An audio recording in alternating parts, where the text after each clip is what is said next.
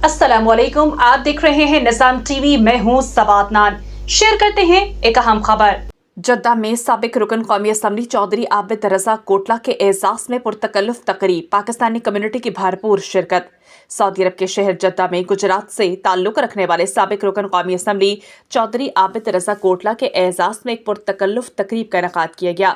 इस तकरीब के मेहमान खसूसी चौधरी आबिद रजा थे, जबकि मेजबानी के फराइज जद्दा की मारूफ कारोबारी शख्सियात मलिक वहीद बहादुर और चौधरी बिल्लू शेर बड़ाइच ने अंजाम दिए।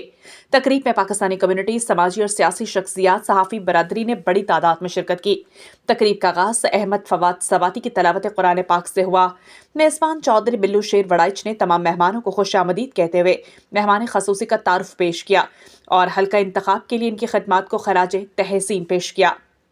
उन्होंने चौधरी आबिद रजा को उम्र की सादत और मस्जिद नबवी सल्लल्लाहु अलैहि वसल्लम की ज़ियारत पर मुबारकबाद भी दी।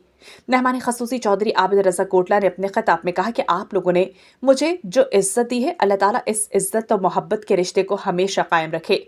उन्होंने कहा कि ओवरसीज पाकिस्तानी खुशनसीब हैं जो मेहनत तभी कर रहे हैं और हरमैन शरीफैन के करीब रहकर दीनी दुनियावी बरकतें समेट रहे हैं।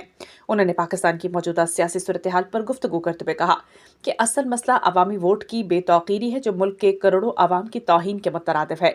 आखिर में मलिक वहीद बहादुर ने तकरीब में शिरकत करने वाले तमाम मुअज़्ज़ज़ मेहमानों का तहे दिल से शुक्रिया अदा किया।